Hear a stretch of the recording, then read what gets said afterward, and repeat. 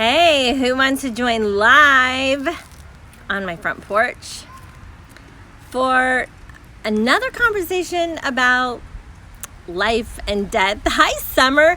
Oh, Summer, it's good to see you. You're not going to believe this. I got a wave. I actually saw you leaving Costa Vida the other day.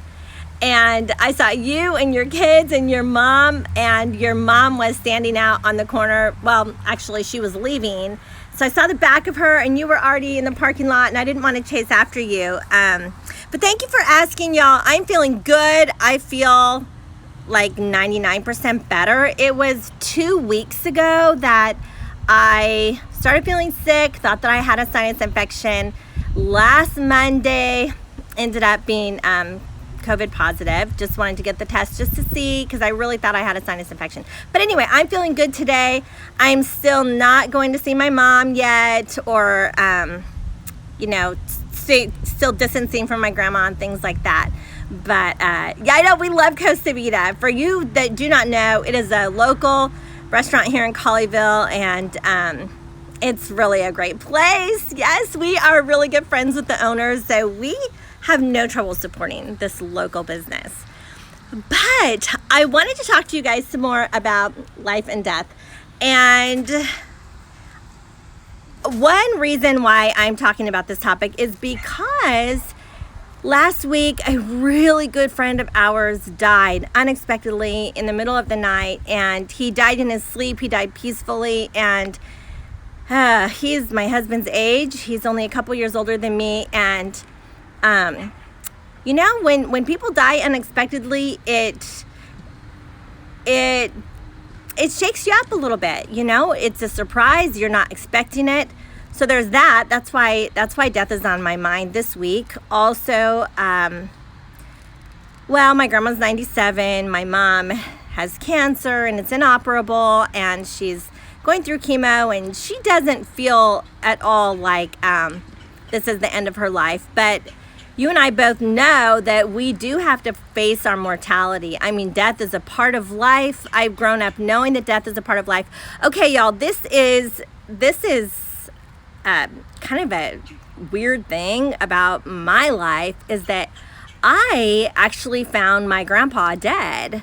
My first experience with death, I was 6 years old, and my dad's parents, my grandma and grandpa, were visiting our home, and so they were staying in my room because my room had a double bed, and so they were sleeping in my bed, and I had a pallet on the floor, and so they were in my bed and spending the weekend at our home, or the week, and they were on vacation. And this morning, my mom and my grandma my grandma Titus, my dad's mom, were in the kitchen eating breakfast, and I was finishing breakfast. My dad was in the shower, and we had expected that my grandpa would be up early because he always got up early. So since he always got up early, Mom had not set out my clothes the night before because she just assumed that I could get dressed in the morning because he would be up. He always got up early to pray. Well, he wasn't awake, and it was after breakfast time for me to get ready for school. So Mom said, just go in your room and get your clothes. So I go to my room, knocked on the door, walked in, and my grandpa was in bed. He fell asleep peacefully. He died peacefully at night in his sleep, which is exactly the same way that my friend died last week, at night in his sleep peacefully. And I mean, we all want to go that way, right? Like that's the best case scenario, that we die without pain, that we die peacefully in bed, there's no better way to die. That's perfect. But it is unexpected. It's surprising. And anyway, so I look over and I see my grandpa, and he looked funny. He didn't look like usual. And so I went into the kitchen and I told my mom and my grandpa and my grandma, something's wrong with granddad. He looks like this. And I rolled my eyes back in my head and stuck out my tongue, because that's what he looked like. He had his eyes rolled back in his head, and his tongue was hanging out. And so they ran into the bedroom, and he was gone. He had died. And So I got ready for school. Mom took me to school so that they could take care of business. She went in, she told my dad, Larry, something's happened to your dad, and he's gone. My dad got out of the shower, and they called 911. I went to school. By the time I came home from school, my granddad was gone. And my parents explained to me, my grandma explained to me that granddad had died, and that we were going to bury his body and we would have a funeral, but that his spirit was with the Lord. And they explained to me the difference between our body, soul, and our spirit, and that our spirit is in the presence of God immediately. And my grandson, it was a little while ago, but fairly recently, Landon, he'd had a near-death experience in his own life. And so he has a very unique perspective on life, and he's just, he's a really special kid. He's a very deep thinker. And he was with my grandma in the apartment, and he was just eating marshmallows and talking to her. And out of the blue, he said, "Grandma Gigi, do you think you'll live here when you die?" And she was like, "Yeah, I do, because I live here now, so I'm sure I'll still live here when I die." And then he said, "Well, Grandma Gigi, when you die, your breath just turns to spirit and you go right on living." And that's exactly right, y'all. When we die, our breath just turns to spirit and we go right on living. Our spirit goes right on living. Our body dies, and we bury it, and it goes in the ground and it dies. And it won't be until after the second coming until there will be any change in that. Okay, after the second coming, the dead in Christ will rise, and then we will get a new body, and our body will be united with our spirit. And we will have a new eternal body, and it's going to be perfect, by the way, really perfect. And I think it's really important that kids understand life and death. Although I'm the one that found my grandpa dead, I was not traumatized. I wasn't traumatized. I'm not traumatized. My parents and my grandmother, they handled it so beautifully to not be afraid that I was traumatized. Like, they just were very matter of fact about it. And they've always been this way. I was raised this way. And oftentimes the phrase that they use is death is a part of life. And, death is a part of life. We know that to be true. From any time anything is living, it potentially could be dying. Anytime, a plant is living, the plant could die. Anything that is living has a potential to die at any time after life begins. Even when life begins at conception, life can die anytime after conception. There will be a miscarriage, or sometimes a baby will be born, or sometimes a baby will die before it's born in the womb. Sometimes a baby will die shortly after it's born. And we don't have any guarantee of how long life will be with anything. There is no guarantee of long life with anything after life begins. But we do know that death is a part of life. And we hope that, like my grandma, who's 97, that, I certainly hope that I will have a long life. I hope that my mom will have a long life. There's long life in our family, and I would like to keep that trend going, okay? And I hope that my grandma sets like a world record of living to be, I think the world record is 116. I would like for her to, win the world record of living long, because I think she certainly could do it. She's super healthy. But as grandma says, I'm healthy, but you don't have to be sick to die. And it's true. You don't have to be sick to die. My grandpa wasn't sick when he died. My friend who just died last week, he was not sick when he died. And but he died in his sleep, and my grandpa died in his sleep, and I think it was ultimately a heart attack, or maybe even severe sleep apnea, something like that. But the bottom line is, it was his time to go. This is a time when I think it's important to talk about death, and I was talking to you guys about Halloween, and we see skeletons. Oh my gosh, my daughter's neighborhood, Brittany's neighborhood, her neighbors have the most gruesome decorations. She has one of her neighbors has a whole cemetery in in their front yard. Like they have like, I don't know, a dozen or more tombstones and the whole thing. Then their other neighbor has all of these ghosts hanging, swinging from the trees. I mean, it's like gross. There's so many disgusting decorations, which I already talked about my pet peeve with that. But it is what it is. But this is a good time to talk to your children and your grandchildren, of course, about life and death. And you can use the same phrase that my family has used for many years, that death is a part of life. Now, I want to just give you guys some instruction, because after someone dies, when you have a relative that has died, and we don't need to be afraid of death. My grandma will die, and I'm not afraid. I don't have to be afraid. And every once in a while, when I go in every morning to check on her, you know, and to tell her good morning, I have a little bit of that, like, is she going to be breathing? Because I actually remember as a child finding my grandpa not breathing. And so, you know, if she happens to sleep in late one day, sometimes I'll go in her apartment with this kind of like, is she breathing? And I'll wait to see, see her breath and be like, oh, she's just sleeping in. But death is not a bad thing. It's not a bad thing. It is a part of life, and it is something that we know will happen. We will all die. I was just COVID positive, and I have to face my own mortality. I have a good friend, like dear friend, that died suddenly of COVID. He was COVID positive. He went to the hospital. 3 weeks later, he's gone.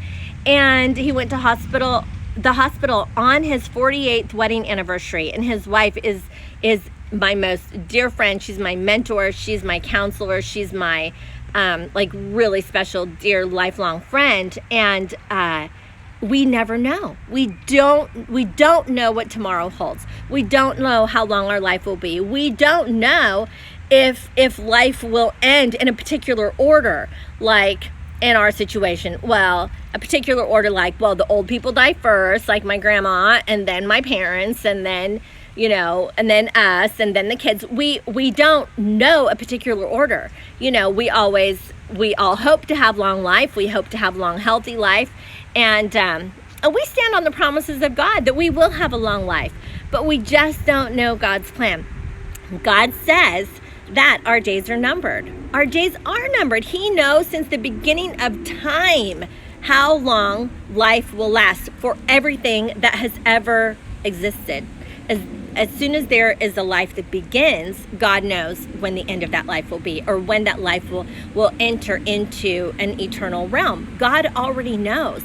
I know He knows. And I think when we know that He knows, we can accept that this had to be a part of God's plan. Whenever somebody dies, that had to be a part of God's plan. That had to be something that was not a surprise to God. It's not a surprise to God when people live or die.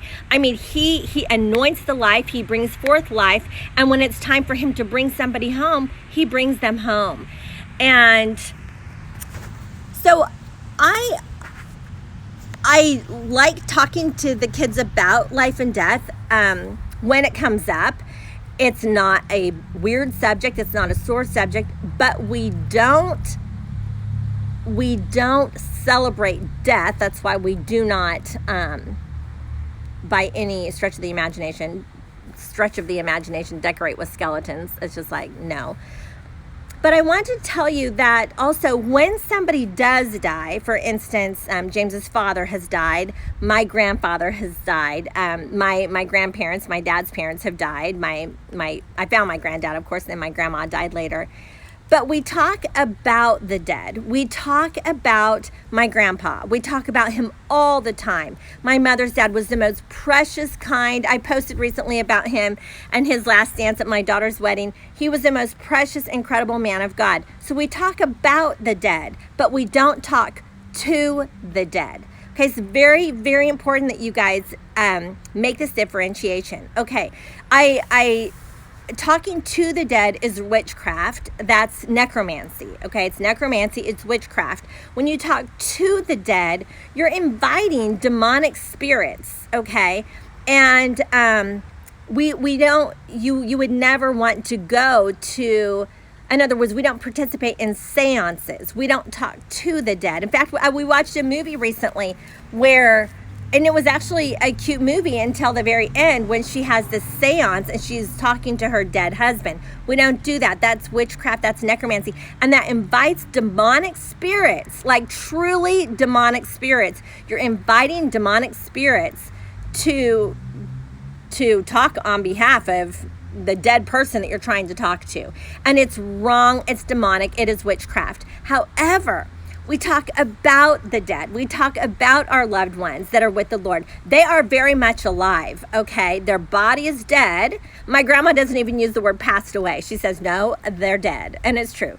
But they are very much alive. Their spirit is very much alive. Just like Landon said, their breath just turns to spirit and they go right on living. And in fact, in the Greek, breath and spirit mean the same thing. Breath and spirit are the same word in the Greek. And so that is very much true. But we excuse me, we don't talk to the dead, but you want to talk about your loved ones.